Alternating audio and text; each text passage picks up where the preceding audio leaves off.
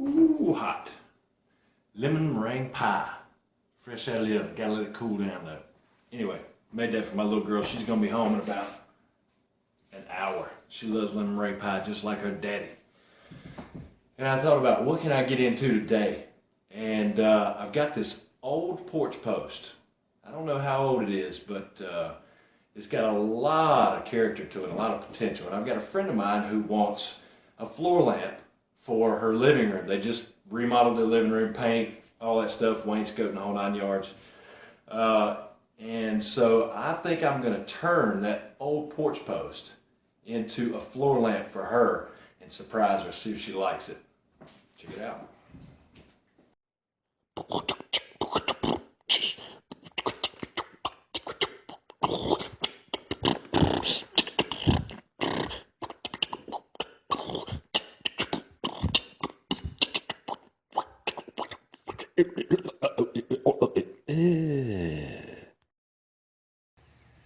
Alright, so I cut the bottom of the post off flush, and now I've cut 4 pieces like this that have mitered sides.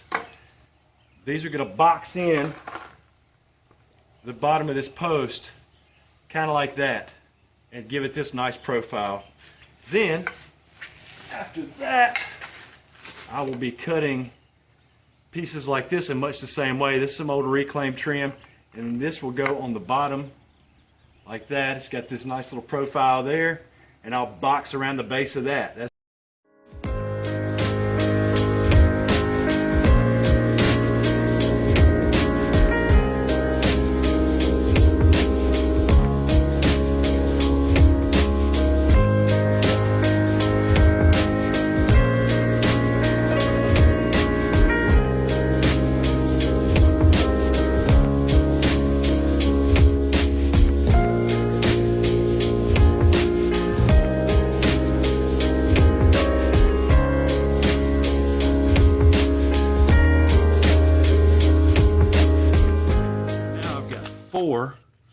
Of these pieces cut. These got a nice little bevel on them. Anyway, these now go at the bottom like this, and we'll build up the base even further like that,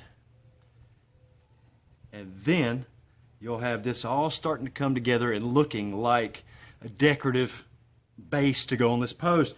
I'll still need to build it out a little bit more, and I think what I'm going to do is get about a 1-inch thick, maybe a 3/4 inch board that's a little bit bigger than this, and cut out a square to go along the bottom of this, and I'll put it on the bottom, and then I'll bulk it up a little bit more to make it look significant, and then that should be a big enough, sturdy enough base to make sure that this light does not fall over one way or the other.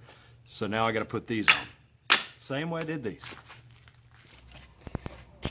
Alright, I'm sure you recognize what these are. This is the uprights of a pallet or a skid.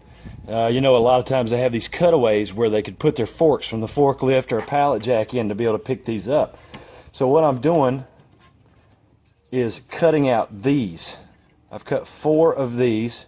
They've got 45-degree angles. You know, that's what it is. Comes right off of that.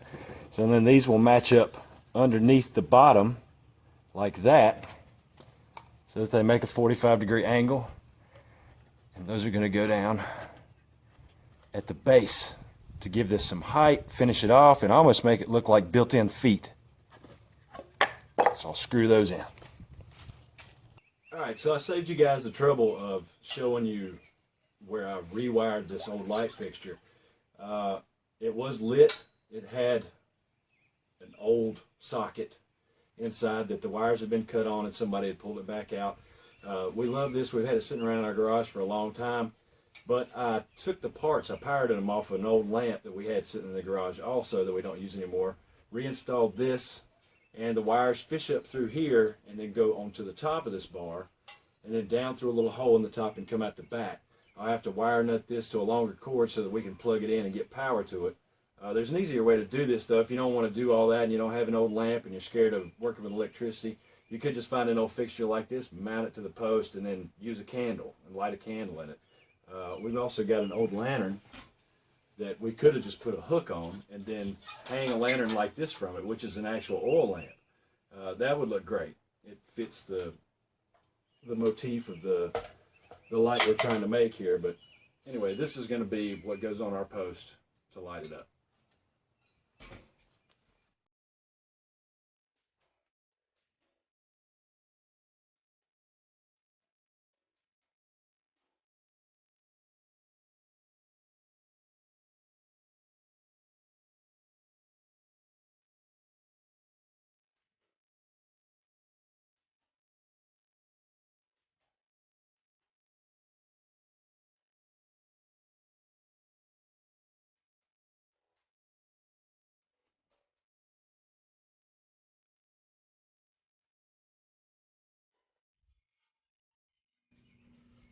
We'll be making our own chalk paint later to paint this with. I'll show you. We're going to do it today? I don't know if it'll be today. I don't know if we'll get all this done today or not. That's a good job, babe. I think that's done. Now what? So this is kind of what it's going to look like when it gets completed. It's going to be something like that.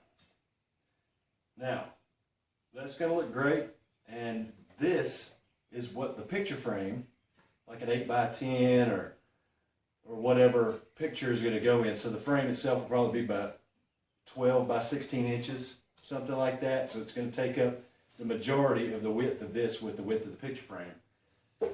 And it's also going to help to counterbalance this big iron light fixture over here that's going to try and pull this thing away. Now I've built a big enough base to where that's not going to happen, but counterbalance it in a sense that it won't be so one-sided and that it will have visual balance. So the next step is to try and get this attached. So all I'm going to do is just come in here and pre-drill a couple of holes.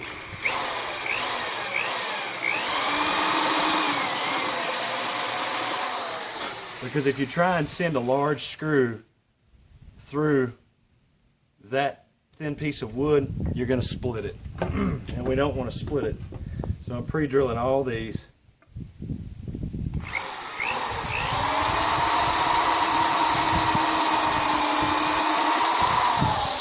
Now I thought about a couple of different ways to try and get the cord that's going to have to go down the length of this post to not be seen.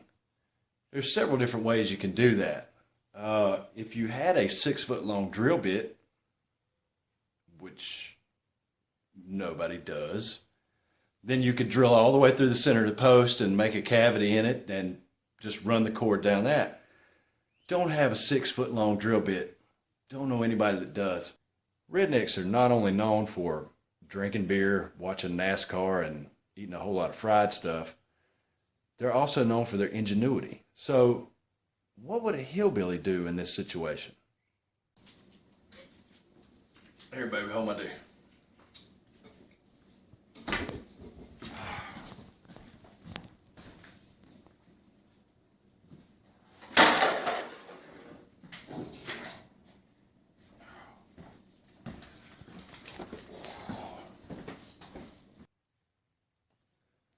Clearly that's not the right mode of thinking either. So the simple solution is just to run the cord down the back of the post and just staple it in place on the back. It's going to be against the back of the wall anyway. You'll never see it. All right, you ready? I'm ready. All right. Let's see. Hey! It's a lamp! Ha ha! Fragile.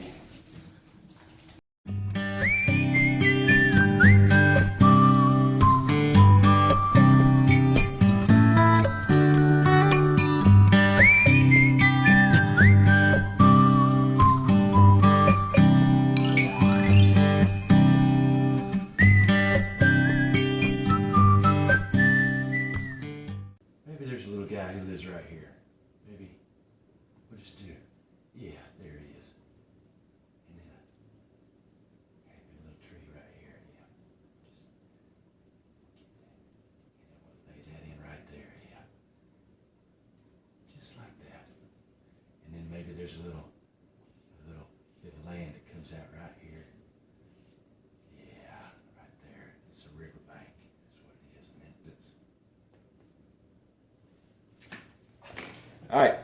We've got it distressed, sanded it down with a sanding block on some of the little corners. Thunderstorm. And now we're going to be putting a little bit of wax on it to seal it off. The chalk paint, if you don't seal it, it's really porous. It can absorb a lot of stuff, and also it can chip the paint off. It's kind of brittle because that plaster of Paris has dried in there and almost made a candy shell on it. So to protect it, you need to seal it with wax.